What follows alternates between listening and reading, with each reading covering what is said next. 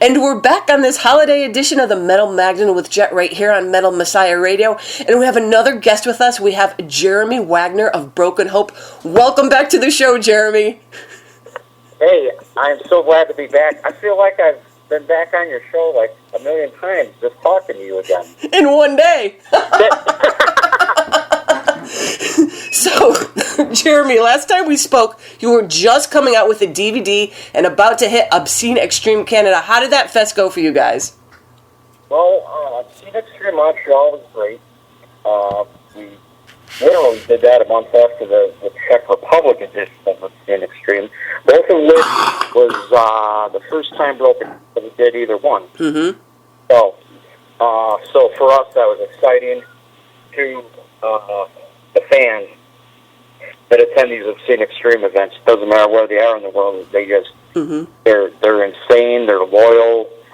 They're loyal to the festival itself, not just the band. Mm-hmm. Man, we got like some of the craziest fans at both fests, and it was a great experience. Montreal is always a fantastic city for us. Montreal is like one of the first cities that Broken Hope ever played outside of the United States, like when we first started and dropped our debut out, Swamp and Gore. So Montreal's got a special place in my heart just for that alone, but it was a great show, and Kirby, the promoter, great guy to work with. He took really good care of us, and he even gave me a pair of Obscene Extreme socks. Wowee! That I wear sometimes. So, what an awesome guy. And what a great experience. And then regarding the DVD, that's been out for some months now. That's at our first ever concert Blu-ray, and that was from Brutal Assault, another epic and legendary Czech Republic death metal festival that we're proud to be a part of and capture. And then we did the Blu-ray with a live album, all in one digipack, Live Disease digipack. And that live album actually did really good on Metal Radio. Nice. Not to bore your listeners with, industry trade crap, but Metal Messiah Radio, if you know anything about, some of the trade magazines, CMJ and everything, we had a really good debut, I think, at number 4 or 5 or something. Not too shabby for a live album. Not at all. Which doesn't do, live albums don't typically do that well on metal radio. And then 2, we're a death metal band. Right. So it's not like we're playing on active rock stations or anything. So to get that many spins and great feedback from metal radio, just for the live CD alone, that made us very happy. Yeah, that's awesome. And of course, Jeremy, the latest thing we've heard about you is, of course, your purchase of Jeff Hanneman's guitar collection. So tell us about this whole process and why you did that and what you plan on doing with this and all your plans on that, because we really want to know, Jeremy, so go ahead.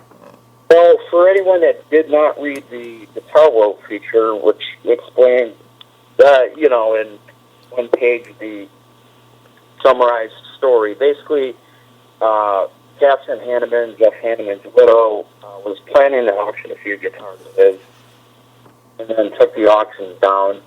At the time when she was going to auction these guitars, ESP Guitars was helping to facilitate this auction. ESP Guitars, they did a signature line of Jeff Hanneman signature models for years. So Jeff Hanneman is very close to ESP Guitars, part of the ESP family. I'm a long-time ESP guitar player, and I've been, using them since I was, 17, 18. Matt Mazzibello, the president of ESP, is a very dear friend of mine, and so is Chris Canella, the ESP A&R guy, really good friend of mine. So when the auctions went down, I was like, what happened? So I contacted Matt at ESP, and basically I was told, look, Catherine Hanneman, had a change of heart. She didn't want to auction off Jeff's guitars. and scattered around the world Mm-hmm. to, not be whatever honored or used properly or whatever Jeff Hanneman's wishes would have been. That's what Catherine Hanneman always wants to hold first and foremost is her dead husband's wishes, what he wanted, and she also shared those same wishes Jeff would have had. And I say all this because Catherine Hanneman told me in my face all this stuff. So, I told Matt at ESP, look, I know, I could buy an Eric Clapton guitar or, Gary Moore guitar, Bo Diddley friggin' axe, but you gotta understand, I'm not a guitar collector, not a famous legendary guitar collector, if you catch my drift. Sure. Hanneman's guitars, this is a whole different story.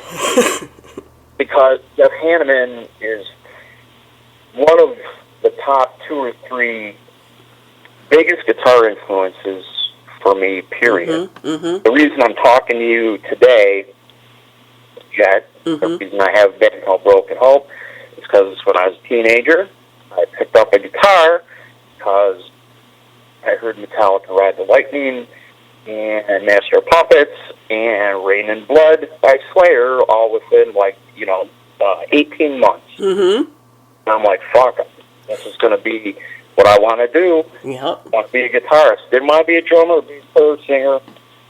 Guitar had always been something that fascinated me since I was age 10. So when I got to be in my teens, got into metal bands, boom, I picked up a guitar. So going back to Hanneman, Rain and Blood, the dude wrote most of the album, most of the lyrics, and just inspired the hell out of me. And he's a hero of mine. So these guitars were of interest to me also because Jeff Hanneman's actual guitar specifications, for all you guitar geeks out there, are the same as mine, basically. Neck through, black Strat style type of body with even G81s and 85 pickups in them. Almost identical to what I use, except most of my guitars have reverse headstocks and Floyd Rose tremolos, where Hanneman was a loyalist to Taylor tremolos. But that didn't bother me.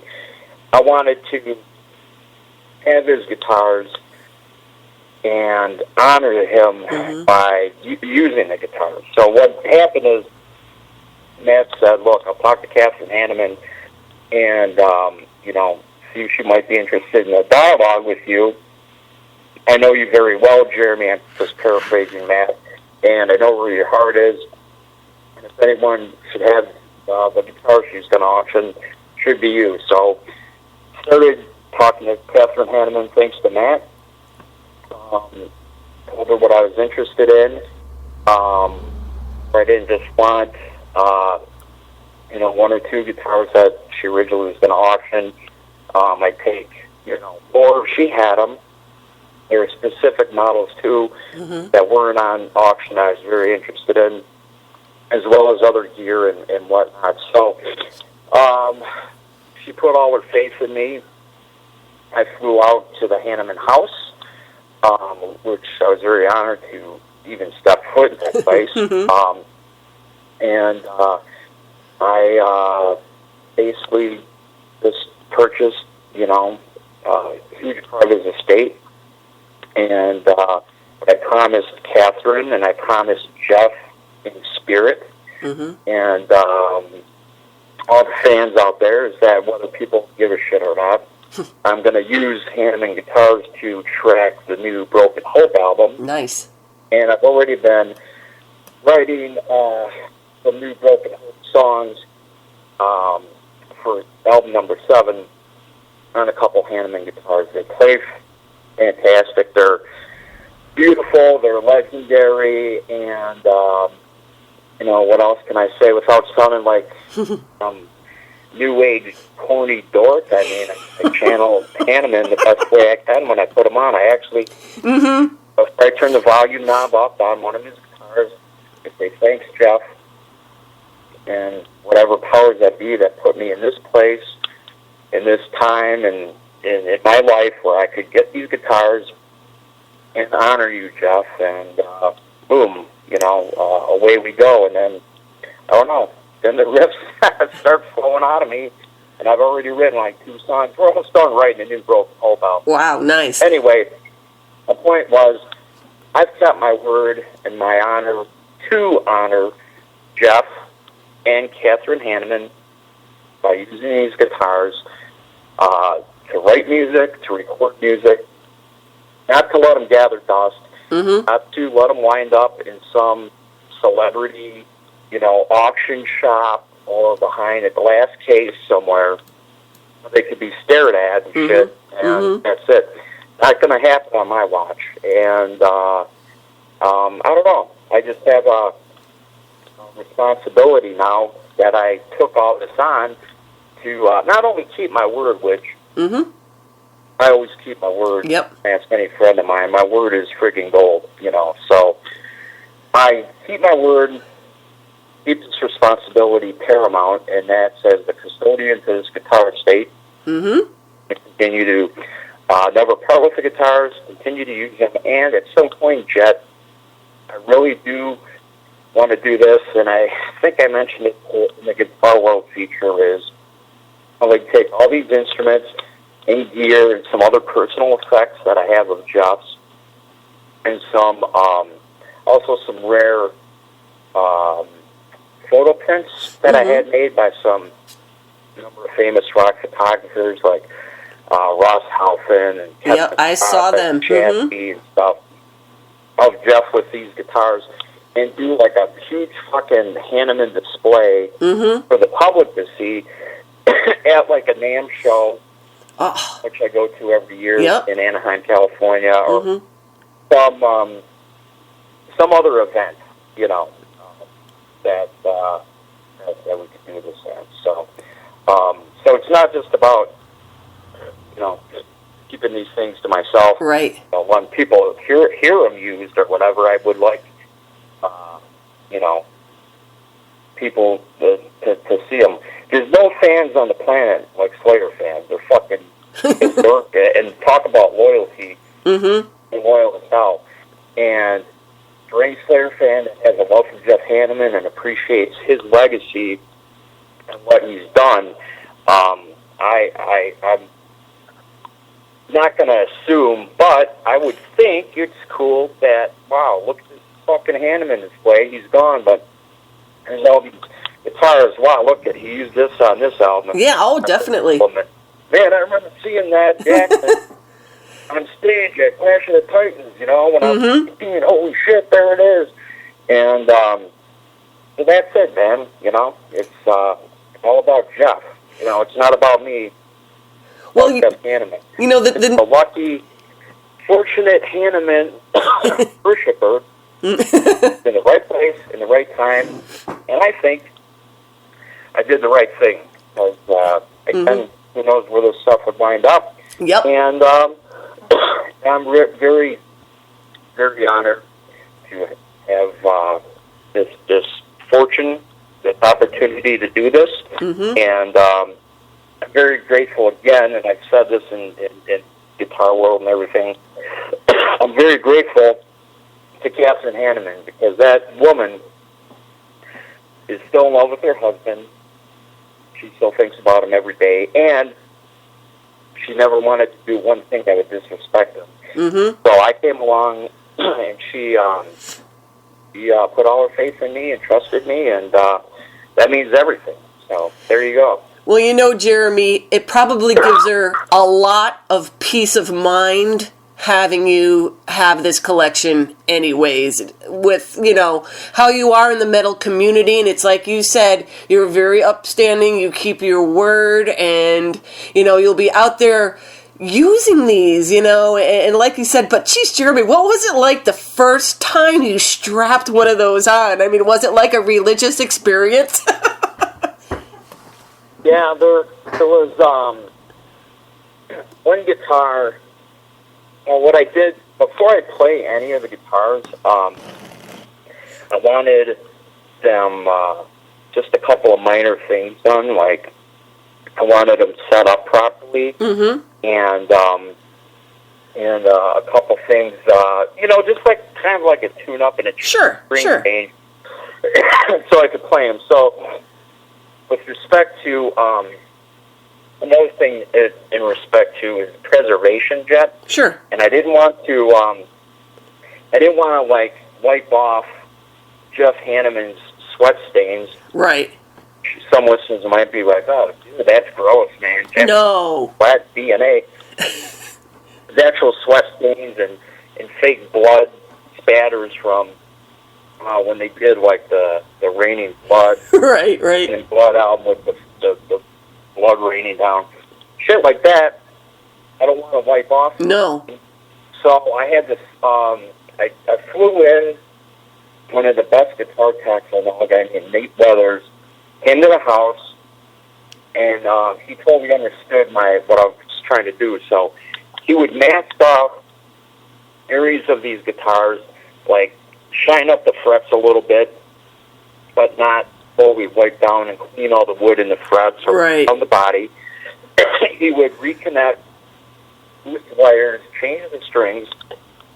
By the way, I kept all the old strings because those strings were the last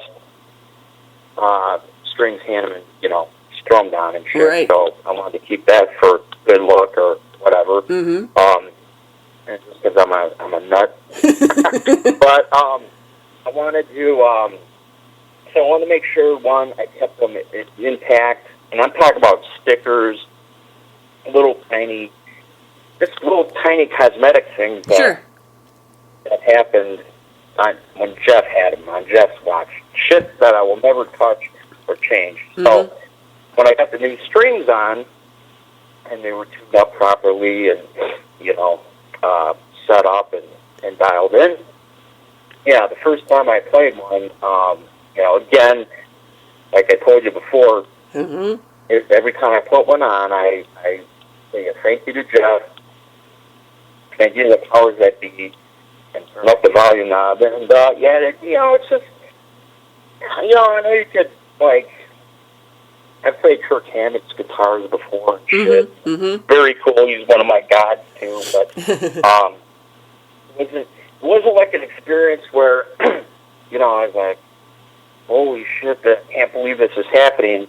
But it was surreal, and after thanking Jeff and all that stuff, when I started jamming, I'm just like, this is pretty fucking cool. And, let's write some sick shit on here, Jeff, and, that's kind of how it went. The one guitar, that's the crown jewel in the collection, is Jeff Hanneman's Jackson, his punk rock Jackson. Probably his most famous guitar, next to the Hanneman Heineken guitar. His Jackson, punk rock Jackson, is legendary. And that one, I had to do a special deal again. I'm not religious, and I'm not. Like I said, earlier, new age or get carried away with shit. But I gotta tell you, when it came to that guitar and plugging it in and playing it, I really had to have a moment of silence, hanging my head down and just being like, this is a guitar that is as famous to me as Jeff Hanneman. It's more, the Jackson was more famous to me than a president. It was like I discovered the Ark of the Covenant. I just, hung my head in respect, and, before I turned it on, I was just like, I had to have a Heineken in honor of Jeff. Yeah. I had to thank him, and again, just, that guitar in that moment was very special to me, and I just didn't take it lightly, And again, someone out there, some haters probably like, man, this guy is a fucking idiot, But I don't care. It's my experience, and it's my honor, and my respect to Jeff, and for that guitar specifically, that made me take a moment to just go, holy fuck, can't believe this is in my hands, and here we go. So, if anything, I'm a fan first, and I'm a guitarist now because I was a fan first. And again, Jeremy, the whole respect thing must make the Hanneman family feel, like I said, so much peace of mind. There's not people out there abusing them. Now I'm starting to sound a little nutty. They're not, you know what I mean, though? You're so respectful even when tuning them. So this really has to be a great peace of mind for a family that's still grieving, It is, and in not so many words, what you just said is basically what Catherine Hanneman has said to me, just what you said. Peace of mind, in the right hands, and doing the right thing. When the Star Road feature came out just a week or so ago, and it was all over the internet, I'm real happy because there's a lot of people that got it, supported what I did. Those haters up there, all they get hung up, the haters get hung up on money, did it cost, and they have to speculate what's in my pocketbook, and that's no one's business. No. Two, they'll say, oh, well, this is what fucking Jeremy Wagner from shitty little Broken Hope, he's not worthy. Well, fuck him. My haters, it's like, you know what? Get over it. I just gave you all a fucking pretty cool story, I think, that I didn't have to share with anybody. Nope. It was become a trap shot. Instead, I did acquire this estate. I do love Jeff Hanneman and all the music and art he's done. And I'm sharing it with all of you, and in the hopes of, you know what, that your love and respect for Hanneman's body of work also makes you take a look at what I've done and go, man, you know what? This is pretty fucking rad, pretty unique, and pretty compelling, and no one else has done this. So let's celebrate Hanneman and, quit worrying about stupid shit. Haters are gonna hate. That's just the way it is. That's true. Can't change that. So, Jeremy, you got some stuff coming up next year, the Florida Metal Festival going on in January? Yep. Check this out. I'm going to give you, you've done any interviews in a while, and a lot's happened, actually, since we talked last. The first quarter of 2016 is shaping up like this. We're going to do Florida Metal Fest, which is awesome. The Tardy Brothers from Obituary put this together. First annual Florida Metal Fest. I'm really excited with Donald and John Tardy, and I was actually planning to attend the Florida Metal Fest because they were talking about how they were putting it together, and it was only going to be Florida bands.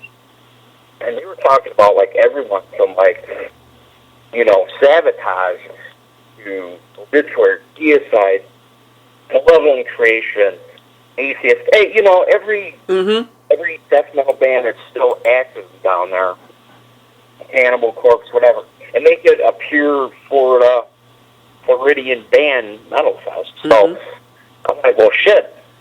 One, the Tardy Brothers are my buddies. Love Obituary, one of my favorite bands, and I love all the other bands that would have been on the bill.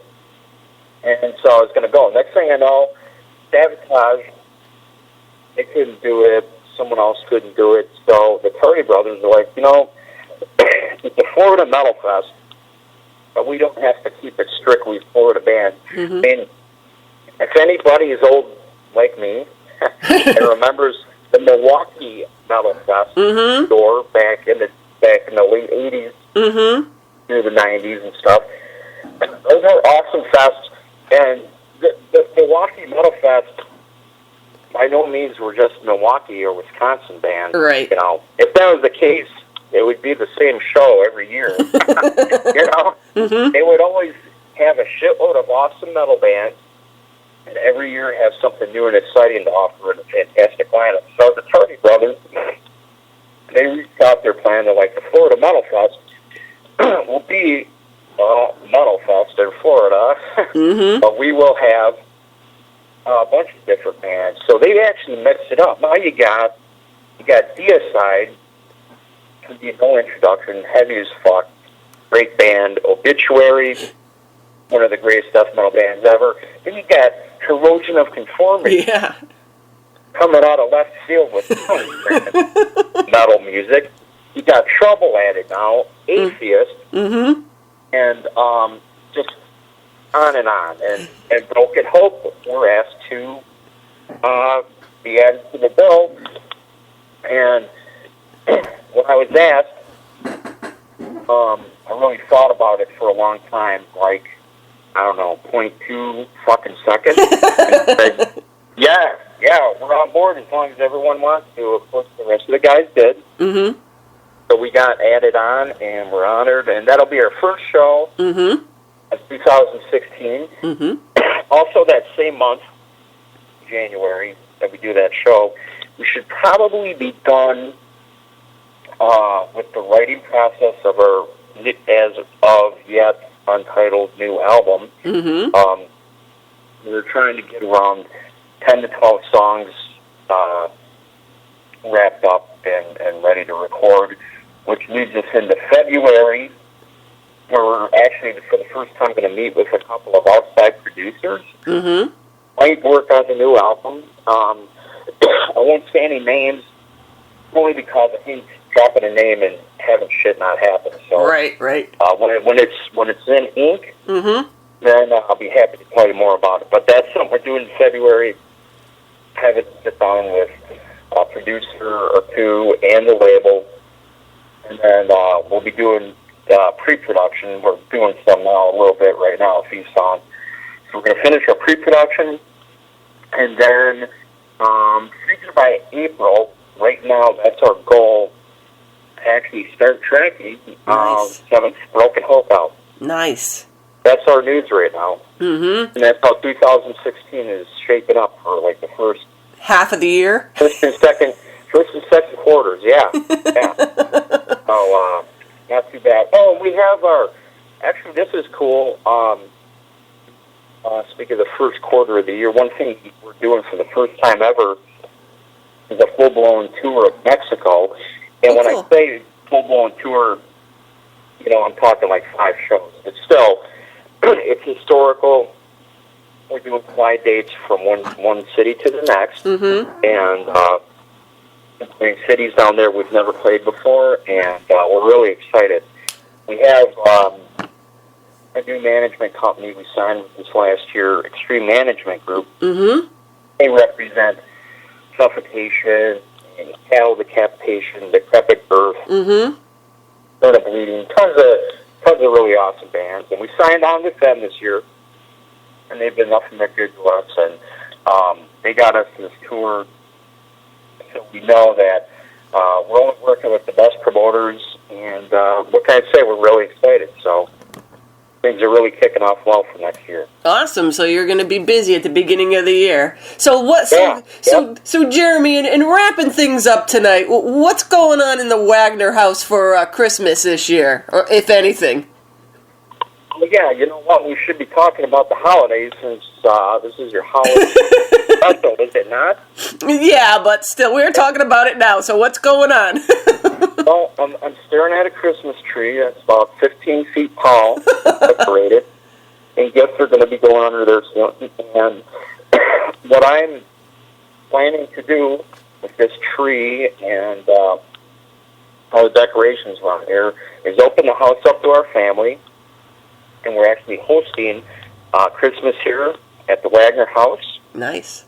And we're going to get our, it's the Wagner Folia. We call it Fog Wag Manor because my wife's last name is Folia. I'm Wagner, but she kept her name and I kept mine. Yeah, I didn't change my name when I got married.